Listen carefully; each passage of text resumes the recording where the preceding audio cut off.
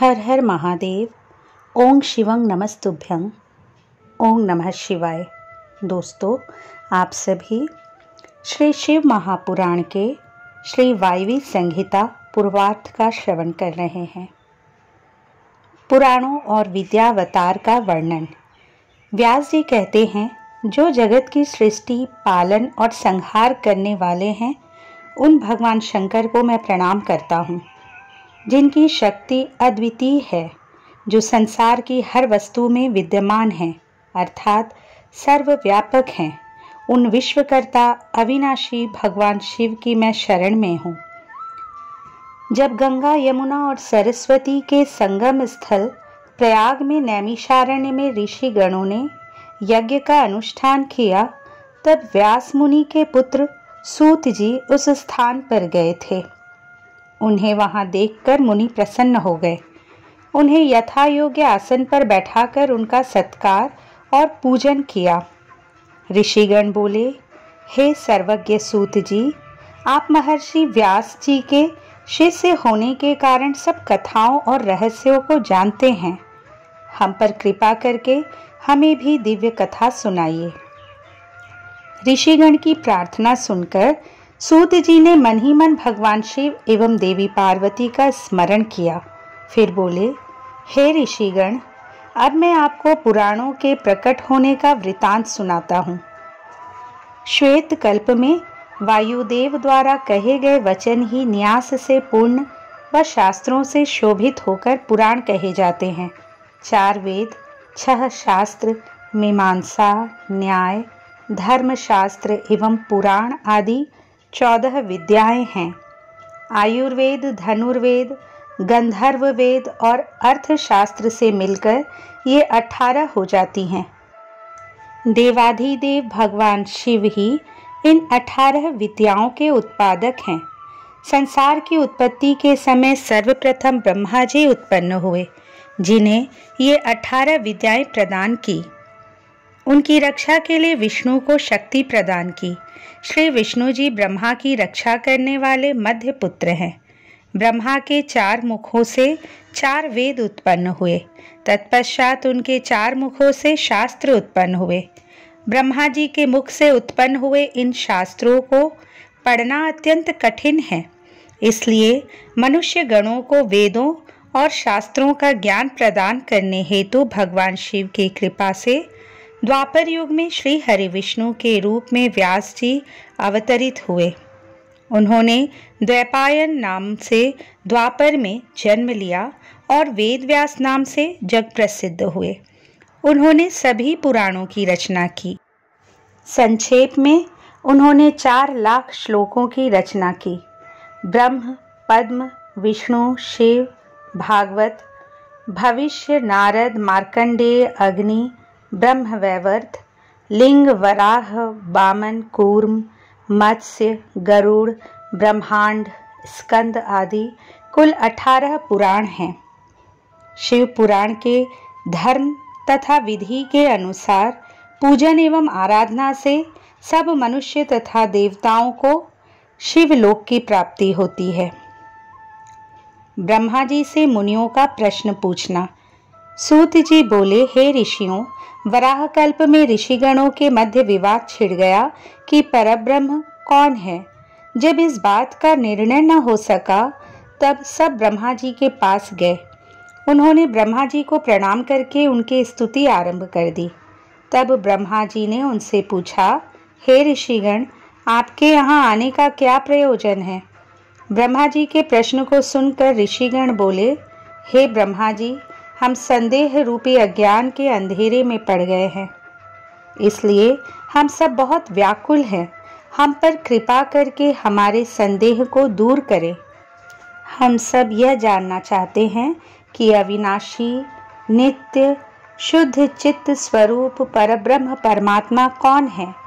अपनी लीला से संसार को रचकर इस संसार का सृष्टिकर्ता, पालन करता और संहार करता कौन है। ऋषिगणों का यह प्रश्न सुनकर ब्रह्मा जी ने त्रिलोकीनाथ कल्याणकारी देवाधिदेव महादेव जी का स्मरण करके उन्हें बताया। नैमिषारण्य कथा। ब्रह्मा जी बोले, हे ऋषियों, जिसने ब्रह्मा, विष्णु और रुद्र सहित पूरे संसार को रचा है, जिनकी कृपा दृष्टि पाकर संसार के सभी प्राणी भयमुक्त हो जाते हैं, जो सब इंद्रियों के मूल हैं, जिनकी कृपा से मुझे प्रजापति पद प्राप्त हुआ है, जो सब पर शासन करने वाले हैं, जिनकी कृपा से सूर्य, चंद्र, अग्नि, बिजली सहित पूरा संसार प्रकाशित होता है, वे परम ब्रह्म और कोई नहीं, स्वयं शिव ही है। इनकी अनंत महिमा को कोई नहीं जान सकता। त्रिलोकीनाथ कल्याणकारी भगवान शिव ही निपुण, उदार, गंभीर, माधुर्य, मकरंद से सभी प्राणियों के स्वामी और अद्भुत लीला करने वाले हैं। उन्होंने ही इस संसार को उत्पन्न किया है।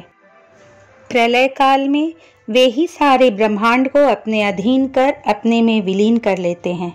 भगवान शिव का सच्चे मन से पूजन और आराधन करने वाले को प्रभु का दर्शन प्राप्त होता है। भगवान शिव के 3 रूप हैं, स्थूल, सूक्ष्म और सूक्ष्म से सूक्ष्म। स्थूल रूप को देवता, सूक्ष्म रूप को योगी जन और तीसरे अर्थात अत्यंत सूक्ष्म रूप को शिव जी के परम भक्त और शिव व्रत का उत्तम पालन करने वाले ही देख सकते हैं। धर्म का विशेष ज्ञान हो जाने पर अधर्म का नाश हो जाता है और फिर शिव जी की अचल भक्ति प्राप्त हो जाती है। भगवान शिव की कृपा से कर्म के बंधनों से मुक्ति मिल जाती है तथा मनुष्य शिव धर्म में प्रवृत्त हो जाता है। धर्म 2 प्रकार का होता है, गुरु अपेक्षित तथा गुरु अनपेक्षित। गुरु अपेक्षित धर्म द्वारा ही शिव धर्म में प्रवृत्त होकर शिव ज्ञान की प्राप्ति होती है और मनुष्य सांसारिक मोह माया को त्याग कर भाव साधन में लग जाता है। तत्पश्चात ज्ञान और ध्यान से युक्त होकर मनुष्य योग में प्रवृत्त हो जाता है। योग से भक्ति, भक्ति से शिवजी की कृपा और उनकी कृपा से संसार से मुक्ति मिल जाती है। तब मनुष्य शिव धाम एवं शिव पद को प्राप्त कर लेता है। इसलिए ऋषिगण, आप सबको मन और वाणी को शुद्ध करके परमात्मा शिव के ध्यान में लग जाना चाहिए। यज्ञों और मंत्रों द्वारा आवाहन करने से वायुदेव आपके पास आएंगे, उसी से तुम्हारा कल्याण होगा। फिर आप सब पवित्र वाराणसी नगरी में चले जाना, क्योंकि वहीं पर पिनाकधारी शिव देवी पार्वती जी के साथ विराजमान हैं। इस समय मैं मनोमय चक्र को छोड़ रहा हूँ। इस चक्र की नेमी जहाँ टूटे उसे स्थान पर आप महायज्ञ आरंभ करना। यह कहकर ब्रह्मा जी ने शिव जी का स्मरण करते हुए सूर्य के समान चमकते दिव्य अलौकिक चक्र को फेंक दिया। सब ऋषियों ने ब्रह्मा जी को प्रणाम कर चक्र के पीछे चलना आरंभ कर दिया। वह चक्र बहुत दूर चलकर एक बड़ी शिला से टकराया और उसकी नेमी टूट गई।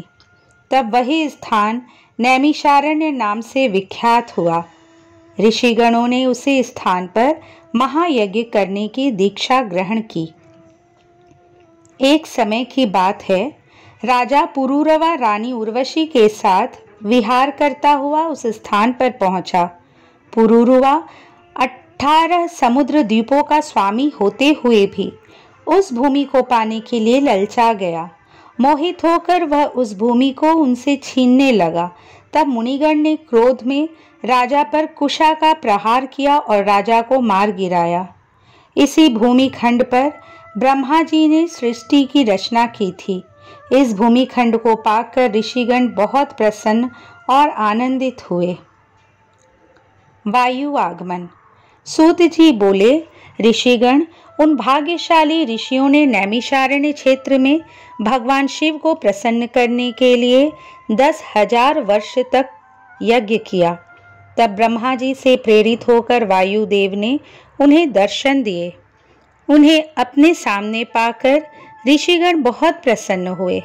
ऋषिगण ने वायुदेव को उत्तम आसन देकर उनका बहुत आदर सत्कार किया। वायुदेव बोले, ऋषिगण, भगवान शिव की परम कृपा से आपका यज्ञ निर्बाध गति से चल रहा है। कोई राक्षस अथवा महादैत्य यज्ञ में विघ्न नहीं कर रहा है। फिर भी क्या आपको इस यज्ञ में कोई कष्ट हुआ है? आपने शास्त्र स्तोत्र से देवताओं और पितृकर्मों से पितरों को पूजकर यज्ञ को विधि विधान से पूर्ण कर लिया है। तब वायुदेव के इन प्रश्नों का उत्तर देते हुए ऋषिगण बोले, हे वायुदेव, हमने अपने अज्ञान रूपी अंधकार को दूर करने के लिए ब्रह्मा जी की आराधना की थी। तब उन्होंने प्रसन्न होकर हमें इस महायज्ञ को करने के लिए कहा था। उन्होंने ही हमें ब्रह्मा, विष्णु, रुद्र एवं देवों के स्वामी परब्रह्म परमेश्वर कल्याणकारी भगवान शिव को प्रसन्न करने के लिए शिव मंत्र जपने की आज्ञा दी थी। आपके शुभागमन के विषय में भी ब्रह्मा जी ने बताया था। आपने यहाँ पधार कर हमारे महायज्ञ को पूर्ण कर दिया। आपके दर्शन पाकर हम सबका जीवन सफल हुआ और हम सब कृतार्थ हुए। शिव तत्व वर्णन। ऋषि बोले, हे वायुदेव, आप हम सबको यह बताएं कि आपको यह ईश्वरीय ज्ञान कैसे प्राप्त हुआ, जिनका जन्म अभी तक अप्रकट है। ऐसे ब्रह्मा जी से आपने शिव भाव को कैसे प्राप्त किया? प्रभु, हमारी इस जिज्ञासा को शांत करें और हमें ज्ञान प्रदान करें। ऋषिगण के वचन सुनकर वायुदेव बोले, हे ऋषिगण, 21वें श्वेत रूप नामक कल्प में ब्रह्मा जी ने ब्रह्मांड की रचना करने के लिए भगवान शिव को प्रसन्न करने हेतु कठोर तपस्या की। तब उनकी कठोर तपस्या से प्रसन्न होकर कल्याणकारी शिव ने उन्हें अपने स्वरूप के दर्शन दिए।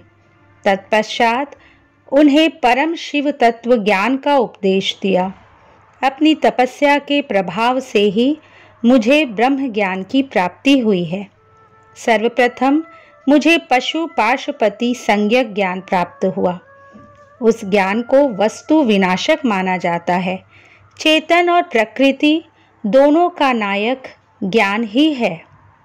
पशु, पाश एवं पति को तत्वज्ञ कहते हैं। क्षर प्रकृति, अक्षर पुरुष और इन दोनों का प्रेरक परमेश्वर है। प्रकृति माया है। माया ही महेश्वर की परम शक्ति है। जीव अपने कर्मों का फल भोगने के लिए ही माया से आच्छादित रहता है। ऋषि बोले, हे वायुदेव, काल आदि क्या है?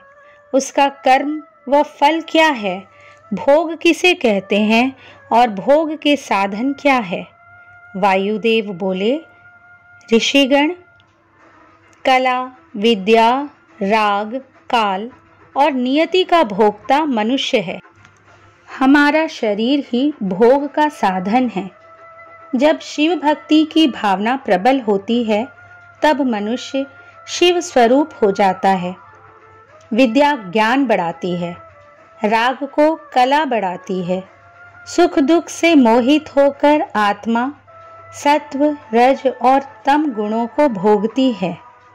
पंचभूत, पंच तन्मात्रा, पंच ज्ञानेन्द्रिय, पंच कर्मेंद्रिय प्रधान बुद्धि, मन अहंकार विकार युक्त है। श्रेष्ठ पुरुषों ने आत्मा को भिन्न माना है। मनुष्य अपने कर्मों का ही फल भोगता है।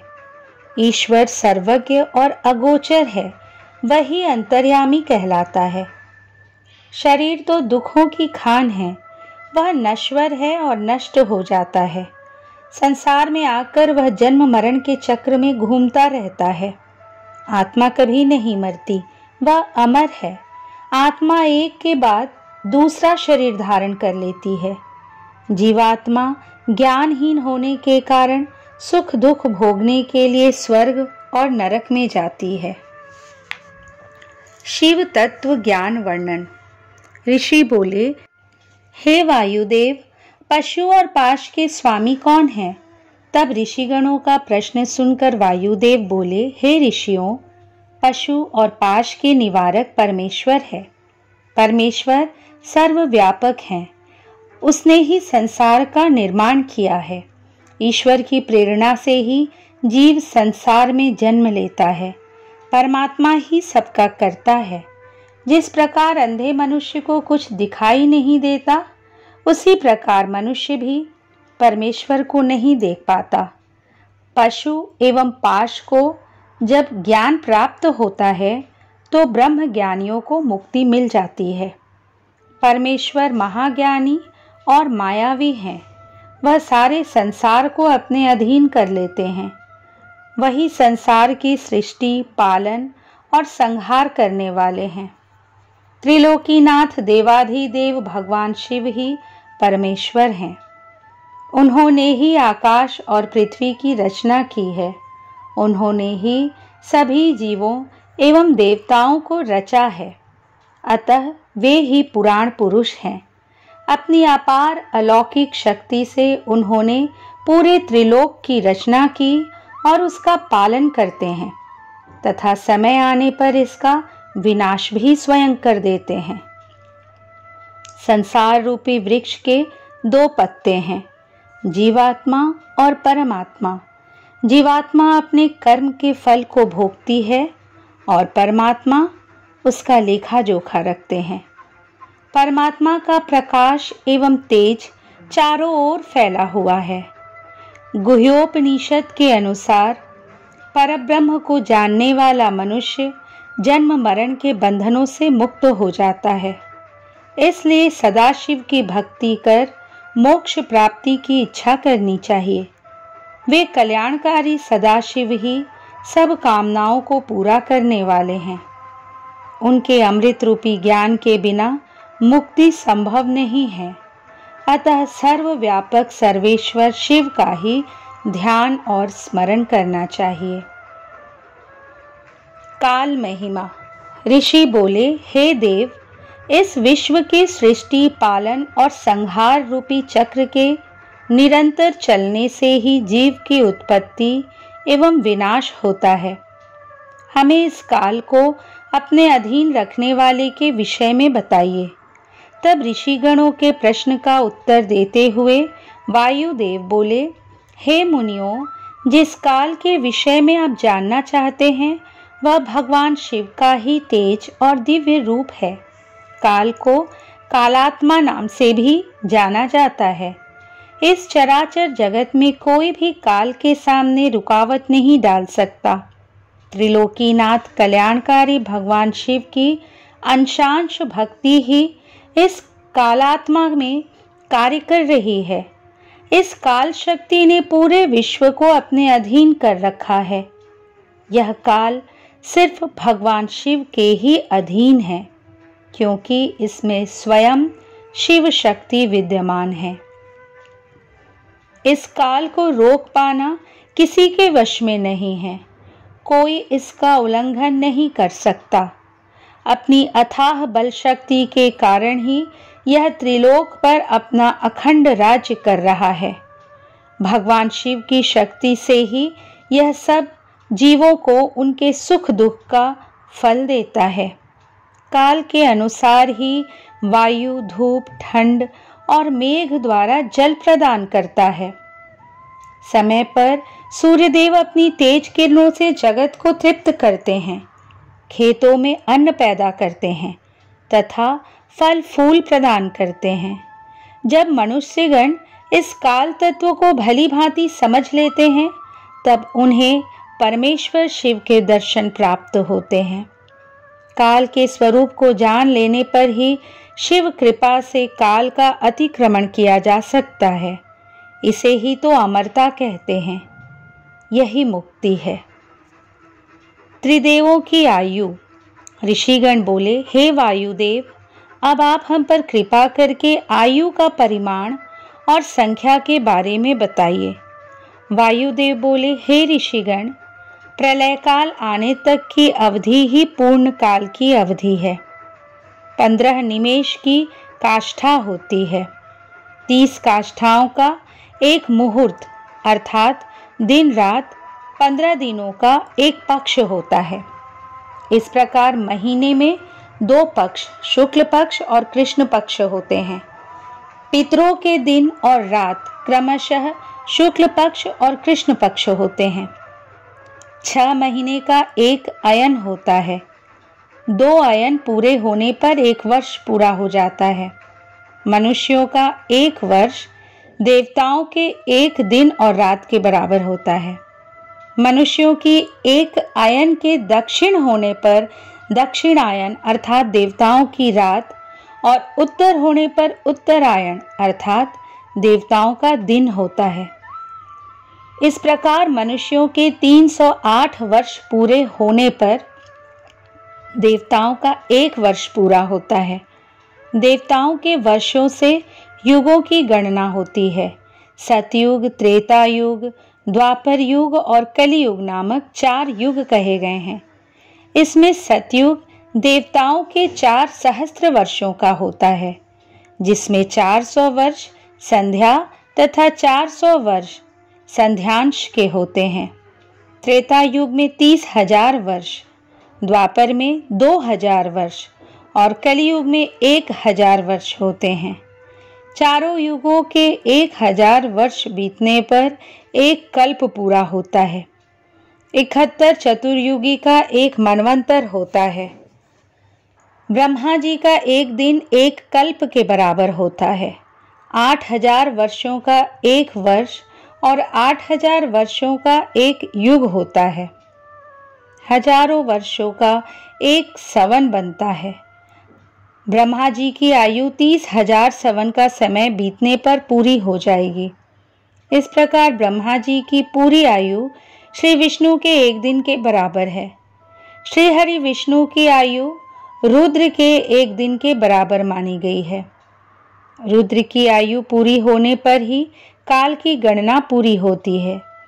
त्रिलोकीनाथ भगवान शिव की कृपा से ही 5,40,000 वर्षों की उनकी आयु में सृष्टि का आरंभ से अंत हो जाता है। परंतु भगवान शिव अविनाशी हैं। काल उनको अपने वश में नहीं कर सकता। ईश्वर का एक दिन सृष्टि की उत्पत्ति तथा रात उसका संहार होती है। प्रलयकर्ता का वर्णन। वायुदेव बोले, ऋषिगण, सबसे पहले परब्रह्म से शक्ति उत्पन्न हुई। वह शक्ति माया कहलाई और उससे ही प्रकृति पैदा हुई। भगवान शिव की ही प्रेरणा से यह सृष्टि उत्पन्न हुई। इस सृष्टि की उत्पत्ति अनुलोम और वृत्तिलोम से इसका नाश होता है। यह जगत 5 कलाओं से पूर्ण एवं अप्रकट कारण रूप है। इसके मध्य में आत्मा अनुष्ठित है। त्रिलोकीनाथ देवाधिदेव महादेव शिव ही सर्वज्ञ, सर्वशक्तिमान, सर्वेश्वर और अनंत हैं। वे सदाशिव ही सृष्टि की रचना, पालन और संहार करते हैं। सृष्टि के आरंभ से समाप्त होने तक ब्रह्मा जी के 100 वर्ष पूरे होते हैं। ब्रह्मा जी की आयु के 2 भाग प्रथम परिध और द्वितीय परिध हैं। इनकी समाप्ति पर ब्रह्मा जी की आयु पूरी होती है। उस समय अव्यक्त आत्मा अपने मध्य कार्य को ग्रहण कर लेती है। अव्यक्त में समावेश होने पर उत्पन्न विकार का संहार करने के लिए प्रधान तथा पुरुष धर्म सहित रहते हैं। सत्व गुण एवं तमोगुण से ओत प्रोत दोनों प्रकृति पुरुष व्याप्त है। जब ये दोनों गुणों में समान हो जाते हैं तो अंधकार के कारण अलग नहीं हो पाते। तब शांत वायु द्वारा निश्चल होता है। अद्वितीय रूपधारी महेश्वर अपनी माहेश्वर रूप रात्रि का सेवन करते हैं। प्रातः काल में महेश्वर अपनी योग शक्ति द्वारा प्रकृति पुरुष में प्रविष्ट हो जाते हैं। तब वे दोनों में क्षोभ उत्पन्न कर देते हैं। तब उनकी आज्ञा से चराचर जगत में सभी प्राणियों की उत्पत्ति होती है। सृष्टि रचना वर्णन। सर्वप्रथम ईश्वर की प्रेरणा से पुरुष रूप में अधिष्ठित अव्यक्त बुद्धि व विकार उत्पन्न हुए। उसके पश्चात सर्वरूप रुद्र, विष्णु और ब्रह्मा नामक 3 देवताओं की उत्पत्ति हुई। इनका मुख्य कार्य सृष्टि का सृजन, पालन और संहार है। यह ईश्वर तत्व युक्त है। एक कल्प समाप्त होने पर जब दूसरा कल्प आरंभ हुआ तब सर्वेश्वर शिव ने सबको सृष्टि के कार्य सौंपे। ये तीनों देवता एक दूसरे से पैदा होकर एक दूसरे को धारण करते हैं। ब्रह्मा, विष्णु और रुद्र एक दूसरे का अनुसरण एवं प्रशंसा करते हैं। प्रधान से प्रथम वृद्धि, ख्याति, बुद्धि एवं महत्व पैदा हुए। क्षोभ से 3 प्रकार के अहंकार उत्पन्न हुए। अहंकार से 5 महाभूत तन्मात्रा इंद्रियां पैदा हुई। सतगुण से सात्विक तत्व की उत्पत्ति हुई। तमोगुण, अहंकार, 5 महाभूत, पंच तन्मात्रा से उत्पन्न 11वां मन गुण से 2 प्रकार का होता है। प्राणियों में 2 प्रकार के गुण होते हैं। समस्त प्राणियों में आदि भूत होता है, उससे आकाश व आकाश से स्पर्श गुण की उत्पत्ति होती है। स्पर्श गुण से वायु, वायु से रूप गुण, रूप से तेज, तेज से रस गुण, रस से गंध गुण व गंध से पृथ्वी की उत्पत्ति होती है। फिर इन 5 महाभूतों से सारा संसार निर्मित होता है। महदादिक से एक विशेष अंड की उत्पत्ति होती है। तब ब्रह्म उस अंड में वृद्धि पाकर ब्रह्मा नाम से क्षेत्रज्ञ हो जाता है। यही सर्वप्रथम शरीरधारी पुरुष है। ये तीनों गुणों को अपने अधीन रखते हैं। इन्हीं 3 गुणों के कारण वे अपने शरीर के 3 विभाग कर देते हैं। सृष्टि कार्य में ब्रह्मा, पालन में विष्णु एवं संहार कार्य में रुद्र कार्य करते हैं। उस विराट नायक का गर्भ बंधन सुमेरु पर्वत से होता है।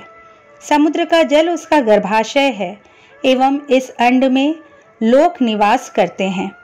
इन लोकों में सूर्य, चंद्र, नक्षत्र, वायु का निवास है। जल इस अंडे को ढक कर रखता है। जल से 10 गुना तेज, तेज से 10 गुना वायु, वायु से 10 गुना आकाश उस आदि भूत को ढक कर रखता है। फिर महतत्वादी, महतत्वादी को प्रकृति चारों ओर से ढके रखती है। इन 7 आवरणों में अंड रहता है।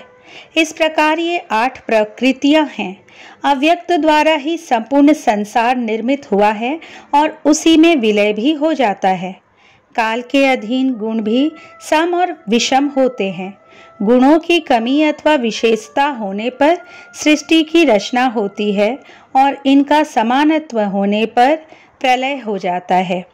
ब्रह्मा की यही योनि है और यह अंड ही ब्रह्मा का निश्चयात्मक क्षेत्र है। प्रकृति सर्वगामिनी है जिसमें सहस्त्र अंड रहते हैं। उन अंडों में चतुर्मुख विष्णु, ब्रह्मा एवं रुद्र को प्रकृति रचती है। ये तीनों शिवजी की समीपता पाकर स्थिर रहते हैं। व्यक्त से अव्यक्त, अव्यक्त से अंड और अंड से ब्रह्मा उत्पन्न होकर संपूर्ण लोक की रचना करते हैं। सृष्टि की रचना और प्रलय काल में उसका नाश तो परमेश्वर की लीला है। सृष्टि आरंभ का वर्णन। ऋषिगण बोले, हे वायुदेव, अब आप हम पर कृपा करके हमें मनवंतर, कल्प व प्रतिसर्ग के बारे में बताइए। ऋषिगणों की प्रार्थना सुनकर वायुदेव बोले, सर्वप्रथम ब्रह्मा उत्पन्न होते हैं और उनके एक दिन में 14 मनवंतर पूरे हो जाते हैं। मनवंतर असंख्य है। इस समय वराह कल्प है जिसमें 14 मनवंतर है। इनमें 7 को स्वयंभू और 7 को सावर्णिक नाम से जाना जाता है। प्रथम कल्प की समाप्ति पर बहुत प्रलयकारी भयंकर हवा चली जिसने वृक्षों को उनके स्थानों से उखाड़ फेंका। उस समय तीनों देवताओं के बीच में अग्नि देवता प्रकट हुए। उन्होंने अग्नि से सब कुछ जला दिया। तत्पश्चात जले हुए पृथ्वी के भाग को वर्षा के जल में डुबो दिया। जब ब्रह्मा जी ने देखा कि संसार पानी में डूब गया है और संपूर्ण ब्रह्मांड नष्ट हो गया है, चारों ओर अथाह जल दिखाई पड़ रहा है, तब वे भी सुखपूर्वक जल में सो गए। जब सृष्टि का आदिकाल होता है उस समय श्रुतियां ईश्वर को जगाती हैं। तब योग निद्रा में सोते हुए त्रिदिशाधिपति ब्रह्मा रूप परमेश्वर शिव की सब देवता हाथ जोड़कर स्तुति करते हुए उनसे जागने की प्रार्थना करते हैं। उस समय सबकी प्रार्थना और स्तुति से जागकर परमेश्वर ने योग निद्रा का त्याग किया और जलशैया पर बैठकर चारों ओर देखने लगे। जब उन्हें पृथ्वी के जल में डूबने के बारे में ज्ञात हुआ, तब उन्होंने वराह रूप का स्मरण किया। फिर वराह रूप धारण करके उन्होंने समुद्र को झकझोरा और पृथ्वी को वापस लाने के लिए जल के बीच से अंदर चले गए। यह देखकर प्रसन्न देवता उन पर फूलों की वर्षा करने लगे। सृष्टि वर्णन। वायुदेव बोले, हे सृष्टिगण, ब्रह्मा जी को सृष्टि की चिंता हुई और तपोमय मोह पैदा होने से अंधेरा छा गया। उस समय आत्मा वाली सृष्टि पैदा हुई, पर ऐसी सृष्टि देखकर ब्रह्मा जी व्याकुल हो गए और उन्होंने दूसरी सृष्टि की रचना की। यह सृष्टि पक्षियों की थी और पैदा होते ही कुमार्ग पर पड़ गई। तब ब्रह्मा जी ने तीसरी बार सात्विक अर्थात देवताओं की सृष्टि की रचना की, परंतु इस सृष्टि से भी ब्रह्मा जी को संतोष नहीं हुआ। तब उन्होंने मानव सृष्टि का निर्माण किया। यह सृष्टि सुंदर और रजोगुण वाली थी। ब्रह्मा जी द्वारा रचित प्रथम सृष्टि महत, दूसरी सृष्टि भूत, तीसरी वैकारिक इंद्रिय प्राकृतिक सृष्टि कहलाई, चौथी सृष्टि मुख्य, पांचवी वक्र स्रोत, छठी ऊर्ध्व स्रोत से देव सृष्टि, सातवीं मानव सृष्टि, आठवीं सृष्टि अनुग्रह वाली, नौवीं कुमार सृष्टि कहलाई। सर्वप्रथम ब्रह्मा जी ने सनक, सनंदन, सनातन, सनत कुमार तथा ऋभु मानस पुत्र पैदा किए। ये सभी योग मार्गगामी हुए। इस प्रकार जब सृष्टि की वृद्धि न हुई, तब दुखी होकर ब्रह्मा जी ने तपस्या करनी आरंभ कर दी। परंतु जब बहुत समय बीत जाने पर भी कोई फल न मिला, तब ब्रह्मा जी क्रोधित हो गए। क्रोधाधिक्य के कारण उनकी आंखों में आंसू आ गए, जिससे भूत प्रेत पैदा होने लगे। यह सब देखकर दुखी ब्रह्मा जी ने देह त्याग दी। तब ब्रह्मा जी को प्रसन्न करने हेतु भगवान रुद्र उनके मुख से पैदा हुए। भगवान रुद्र ने अपने शरीर से 11 स्वरूप पैदा कर दिए और उन्हें प्रजा रचने की आज्ञा दी। यह सुनकर सभी रुद्र रोते हुए वहां से भागने लगे। तत्पश्चात महेश्वर ने ब्रह्मा जी को पुनर्जीवित कर दिया। ब्रह्मा जी ने रुद्र से प्रश्न पूछा कि आप कौन हैं? तब रुद्र बोले, मैं ही परब्रह्म परमेश्वर हूँ और तुम्हारी इस सृष्टि में तुम्हारे पुत्र के रूप में जन्मा हूँ। अब आप अपनी इस सृष्टि की रचना को पूर्ण कीजिए।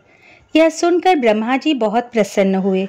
वे शिव नामाष्टक का जाप करते हुए रुद्र की स्तुति करने लगे और प्रार्थना करने लगे कि सृष्टि निर्माण के कार्य में आप मेरे सहायक बने। जब रुद्रदेव ने अपनी सहमति दे दी, तब ब्रह्मा जी ने अपने मन में मरीचि आदि 12 पुत्र पैदा किए। इनमें देवताओं और क्रियात्मक महर्षियों के 12 वंश मिले। तत्पश्चात ब्रह्मा के मुख से देवता, गले से पितर, जांघों से दैत्य, गर्भ से मानव, उपस्थेंद्रिय से राक्षस पैदा हुए। ये निशाचर राक्षस बलवान थे। फिर यज्ञ, भूत और गंधर्व की उत्पत्ति हुई। ब्रह्मा जी की दोनों आंखों से पक्षी, वक्ष से अन्य पक्षी, मुख से बकरी, पांव से घोड़े, हाथी, शलभ, मृग, ऊंट, खच्चर, नेवले आदि ने जन्म लिया। ब्रह्मा जी के पूर्व मुख से गायत्री, दक्षिण मुख से यजुर्वेद, पश्चिम मुख से सामवेद, उत्तर मुख से अथर्ववेद की उत्पत्ति हुई। फिर देह द्वारा इनके अनेक भेद हो गए और ये अपने काम में लग गए। सब अपने कर्मों के अनुसार जन्म मृत्यु के चक्र में पड़कर फल भोगने लगे। सभी प्राणियों के कर्मों के अनुसार उन्हें सुख, दुख, धन, आय, व्यय, संपत्ति आदि की प्राप्ति होती है। युग एवं समय के अनुसार ही प्राणियों के गुण, कर्म व स्वभाव होते हैं। ब्रह्मा विष्णु की सृष्टि का वर्णन। ऋषि बोले, हे वायुदेव, सृष्टि का आरंभ होने पर पहले महेश्वर ब्रह्मा और विष्णु को उत्पन्न करते हैं। फिर अपनी लीला के अनुसार संसार की रचना करते हैं, फिर प्रलय आने पर सबका विनाश कर देते हैं। इस अनुसार तो महेश्वर ही सर्वशक्तिमान हैं। फिर वे ब्रह्मा जी के पुत्र किस प्रकार हो सकते हैं? कृपा कर हमारे इस संदेह को दूर कीजिए। ऋषियों के वचन सुनकर वायुदेव बोले, हे मुनियों, महेश्वर ने इस सृष्टि के निर्माण, पालन और संहार के लिए ब्रह्मा, विष्णु और रुद्र को उत्पन्न किया। यह तो उनकी लीलाएं हैं जो कि विभिन्न कल्पों में बदलती रहती है। किसी कल्प में ब्रह्मा, विष्णु और रुद्र को उत्पन्न करते हैं तो किसी में विष्णु, ब्रह्मा और रुद्र को प्रकट करते हैं। किसी कल्प में तीनों एक दूसरे को प्रकट करते हैं। मेघ वाहन कल्प में श्रीहरि विष्णु ने मेघ रूप में 10,000 वर्षों तक पृथ्वी को धारण किए रखा। तब प्रसन्न होकर महेश्वर ने विष्णु जी को अव्यय शक्ति प्रदान की। यह देखकर ब्रह्मा जी के मन में ईर्ष्या उत्पन्न हो गई। उन्होंने विष्णु जी को वहां से भेज दिया और स्वयं भगवान महेश्वर की शरण में पहुंच गए। महेश्वर को प्रणाम करके उनकी स्तुति करने लगे और बोले, प्रभु, आपने ही अपने वाम अंग से विष्णु और दक्षिण अंग से मुझ ब्रह्मा को पैदा किया है। फिर हम दोनों शक्ति और सामर्थ्य में भिन्न क्यों हैं? क्या विष्णु मुझसे अधिक आपके भक्त हैं? भगवान कृपा कर इस अंतर को दूर करें। ब्रह्मा जी की प्रार्थना और स्तुति से प्रसन्न होकर महेश्वर ने उन्हें विष्णु जी के समान शक्ति प्रदान कर दी। प्रसन्न होकर ब्रह्मा जी विष्णु जी के पास पहुंचे। उस समय विष्णु जी क्षीर सागर में योग निद्रा में शयन कर रहे थे। ब्रह्मा जी ने उन्हें योग निद्रा से जगाने का बहुत प्रयत्न किया, परंतु वे न जागे। तब क्रोधित होकर ब्रह्मा जी विष्णु जी की शैया में चढ़कर उन्हें अपनी छाती से लगाने लगे। उसी समय विष्णु जी वहां से अंतर्धान हो गए। जब लक्ष्मी जी को विष्णु जी कहीं न दिखाई दिए तो वे भी अंतर्धान हो गई। तब ब्रह्मा जी की भ्रिकुटियों के मध्य से विष्णु जी प्रकट हो गए और फिर उनमें द्वंद्व युद्ध होने लगा। यह सब भगवान शिव भी बिना प्रकट हुए देखने लगे, परंतु जब ब्रह्मा विष्णु का युद्ध किसी भी तरह समाप्त नहीं हुआ, तब वे उन दोनों के मध्य प्रकट हो गए। शिव जी की कृपा से उन दोनों के क्रोध का निवारण हो गया। रुद्र की उत्पत्ति। वायुदेव बोले, हे ऋषिगण, जब ब्रह्मा जी ने विभिन्न कल्पों में यह देखा कि मेरे द्वारा रचित इस सृष्टि का विकास नहीं हो रहा है, अर्थात वह बढ़ नहीं रही है, तब वे बहुत दुखी हुए। तब उनका दुख मिटाने के लिए महेश्वर की इच्छा से काल स्वरूप रुद्र भगवान ब्रह्मा के पुत्र के रूप में जन्मे। ब्रह्मा जी की प्रार्थना पर उन्होंने ब्रह्मा जी द्वारा रचित इस सृष्टि का विस्तार करना चाहा। ऐसा सोचकर रुद्रदेव ने अपने जटाधारी स्वरूप जैसे अनेक रुद्र प्रकट कर दिए। वे संख्या में अधिक होने के कारण पूरे विश्व पर छा गए। वे सभी रूप में बहुत भयानक थे। इन भयानक स्वरूप वाले रुद्रों का रूप देखकर ब्रह्मा जी बहुत चिंतित हो गए और हाथ जोड़कर महेश्वर से बोले, हे देवाधिदेव, ये आप क्या कर रहे हैं? हमें भयानक सृष्टि की रचना नहीं करनी है, हमें तो साधारण प्रजा की रचना करनी है, जो पैदा होती रहे और मरती भी रहे। ब्रह्मा जी के इन वचनों को सुनकर त्रिलोकीनाथ भगवान शिव हंसने लगे और बोले, ब्रह्मा जी, मैं तो ऐसी ही सृष्टि की रचना कर सकता हूँ। यदि तुम्हें यह नापसंद है तो तुम स्वयं अपनी इच्छा के अनुसार प्रजा की रचना करो। यह कहकर कल्याणकारी भगवान शिव सृष्टि की रचना के कार्य से मुक्त होकर वहां से चले गए। शिव शिवा की स्तुति। वायुदेव बोले, हे ऋषिगण, शिव जी के वहां से चले जाने के पश्चात ब्रह्मा जी ने स्वयं सृष्टि की रचना की, परंतु उस सृष्टि में प्रजा की वृद्धि नहीं हो रही थी। सृष्टि में वृद्धि न होती हुई देखकर ब्रह्मा जी भी बहुत दुखी हुए। तब वे अपने आराध्य भगवान शिव और देवी शिवा की तपस्या करने लगे।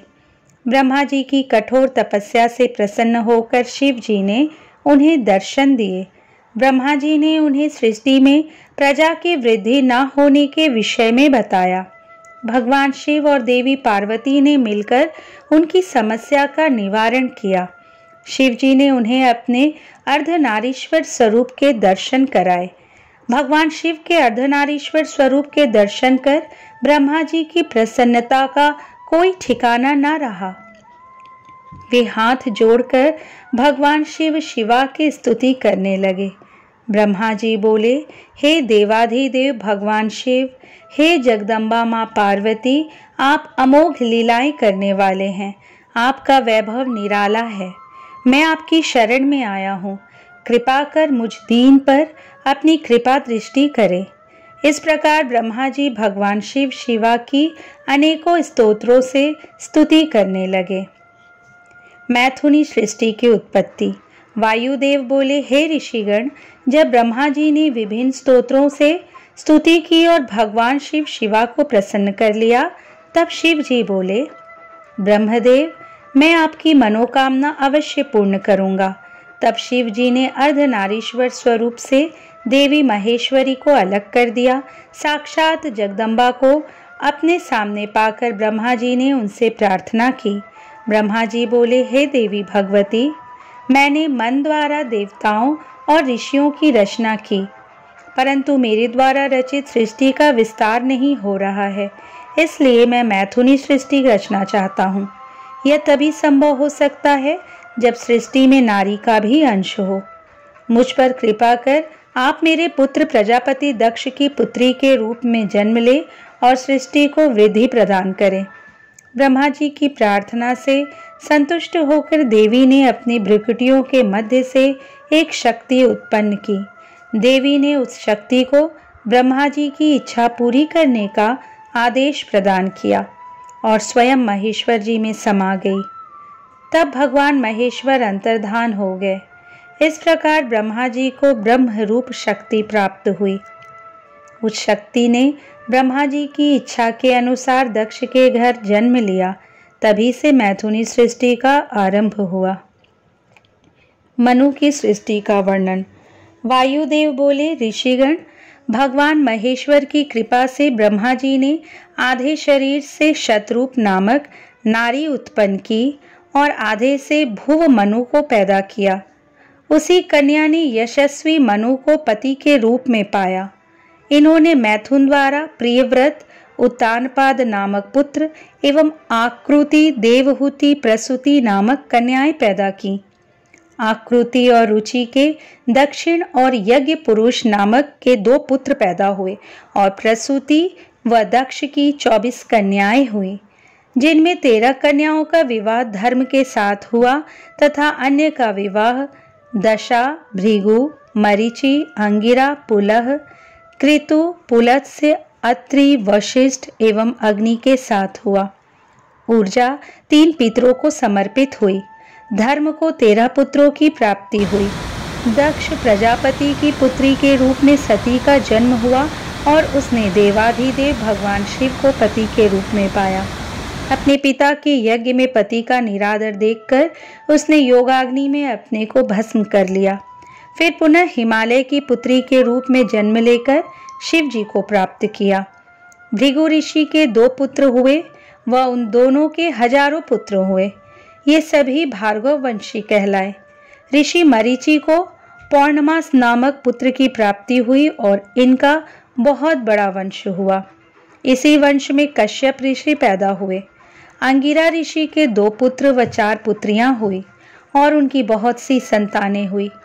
पुलत्स्य के अग्निपुत्र पैदा हुए और इसी वंश की संतानें पौलस्त्य कहलाई।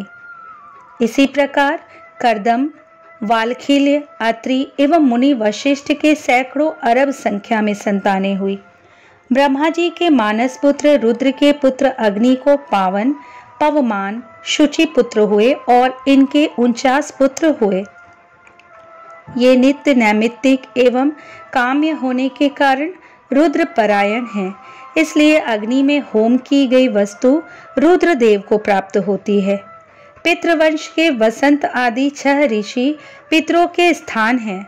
अग्निस्वंत, अज्यवान और यजवान बर्हिषद हैं। स्वधा से मैना नामक पुत्री हुई, जिसका विवाह गिरिराज हिमालय से हुआ। उनके मैनाक और क्रौंच नामक 2 पुत्र एवं उमा एवं पतितपावनी गंगा नामक 2 पुत्रियां हुई। भगवान रुद्र के शाप से चाक्षुष मनवंतर में दक्ष प्रजापति इनके पुत्र हुए। इस प्रकार मैंने धर्म आदि के वंश का वर्णन आपसे संक्षेप में कहा।